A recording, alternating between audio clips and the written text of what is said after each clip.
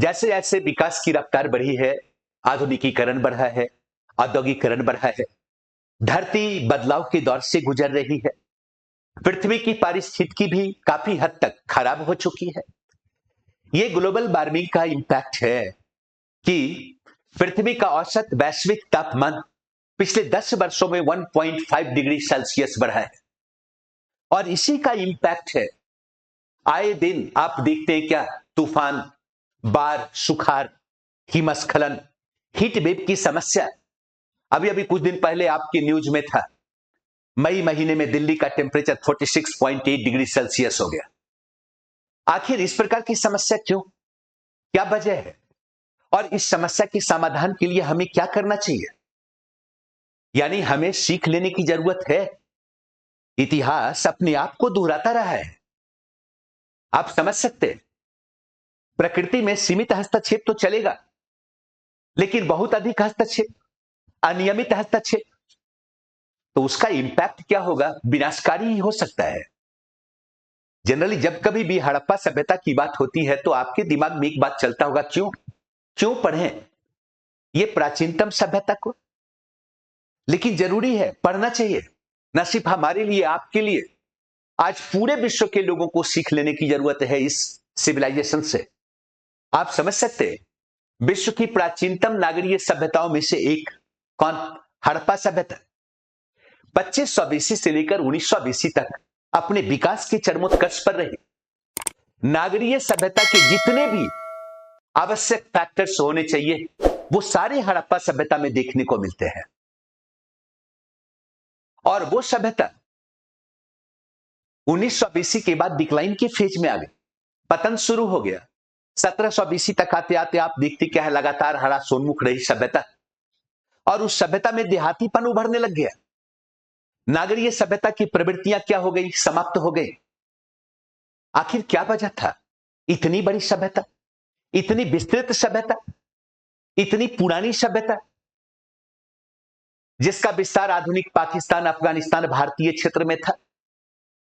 13 lakh square kilometre क्षेत्र में फैली यह सभ्यता, आखिर इसका विनाश क्यों हो गया, इसका अंत क्यों हो गया? यह सीख लेने की जरूरत है, क्योंकि हड़प्पा सभ्यता का अपना इंपॉर्टेंस है।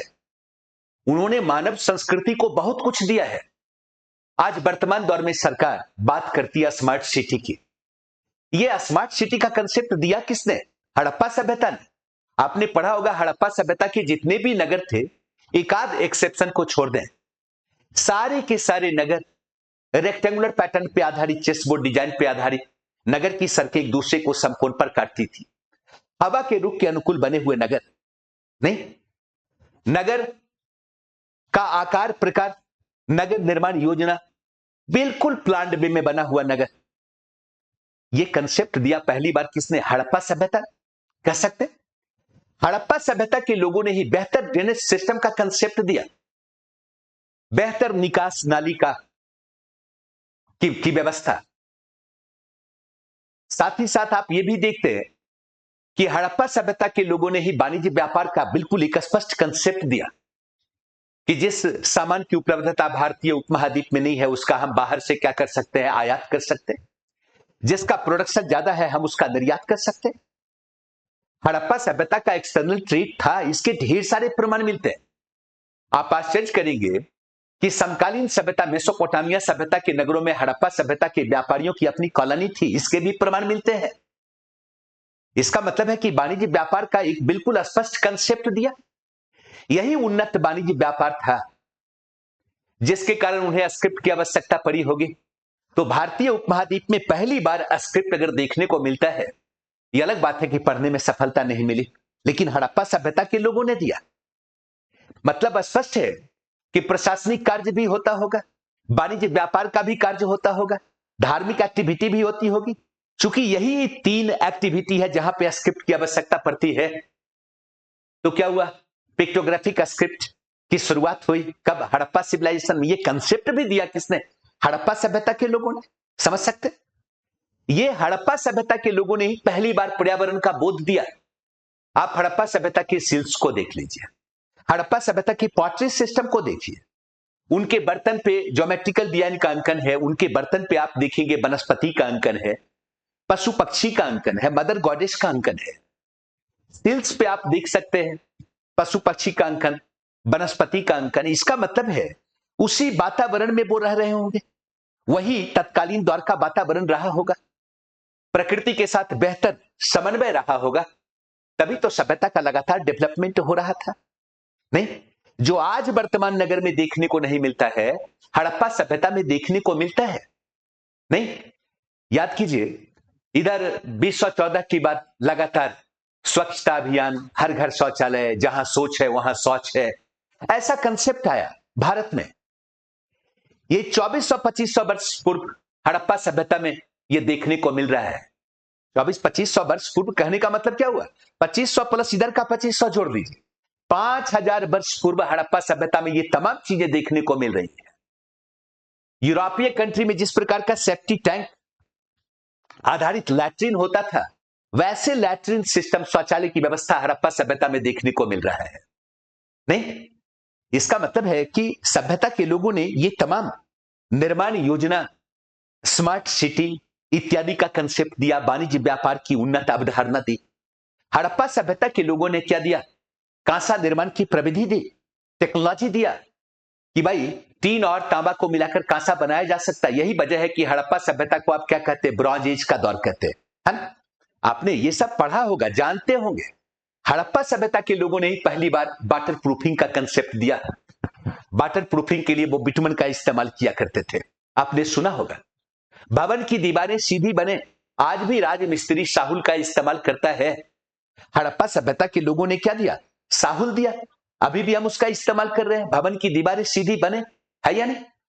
पर्यावरण बोध दिया, ईंट भट्ठे नगर के बाहर लगेंगे। अभी भी आप देखते होंगे वर्तमान सरकार इस प्रकार की पॉलिसी बनाती है कि चिमनी भट्ठा नगर से कितना दूर होना चाहिए, उसकी ऊंचाई कितनी होनी चाहिए। यह अवधारणा दिया किसने? हड़प्पा सभ्यता के लोगों ने।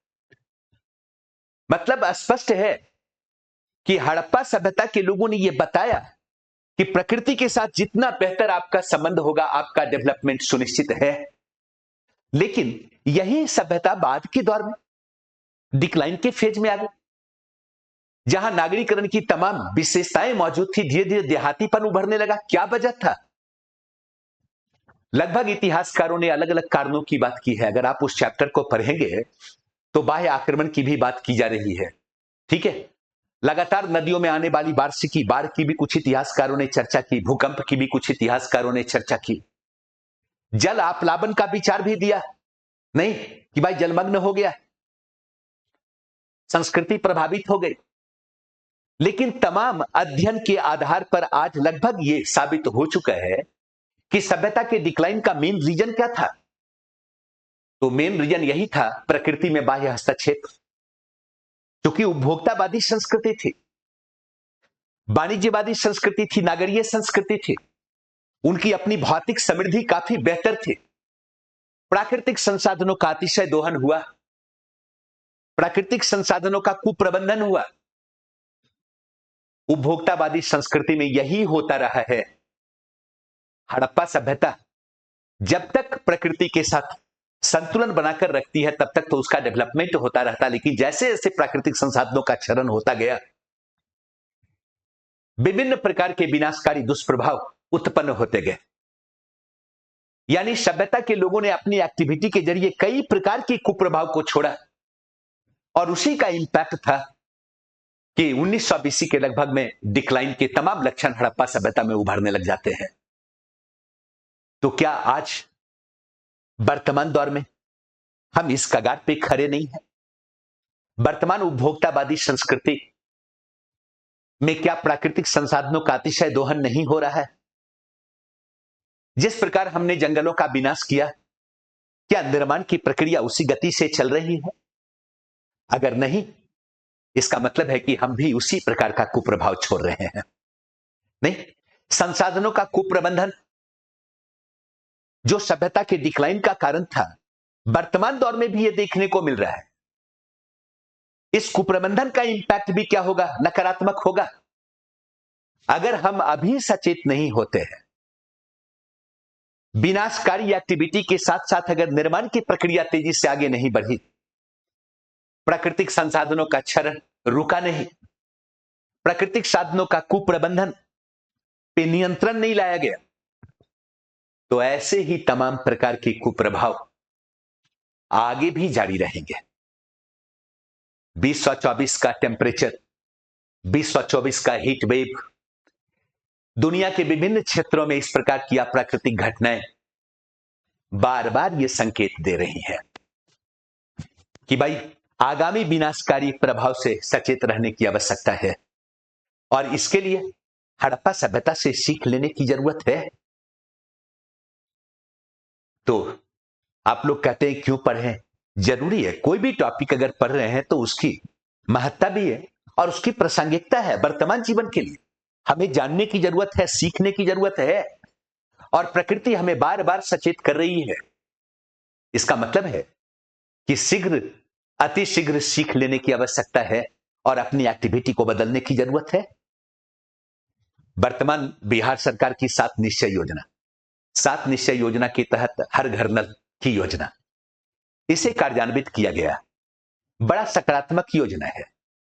लेकिन आप ऐसे सोचिए कि अगर कोई बंदा उस नल का इस्तेमाल भैंस को धोने में कर रहा हो, ट्रैक्टर को धोने में कर रहा हो, अपने मोटर गाड़ी को धोने में कर रहा, एक गिलास ठंडा पानी को निकालने के लिए पहले 5 मिनट मोटर चला के पानी को बर्बाद कर रहा, क्या यह कुप्रबंधन नहीं है? तो संसाधनों का कुप्रबंधन भी क्या है? यह भी विनाशकारी प्रभाव ही छोड़ता है। यही वजह है कि हड़प्पा सभ्यता से सीख लेने की जरूरत है। उनकी काफी उपयोगिता है हमारे जीवन में, लेकिन उनके अंत से भी सीख लेने की जरूरत है कि इतनी विस्तृत और समृद्ध सभ्यता का अंत जिन कारणों से हुआ, आज हम उसके प्रति सचेत क्यों नहीं है? हमें सचेत होना चाहिए, नहीं?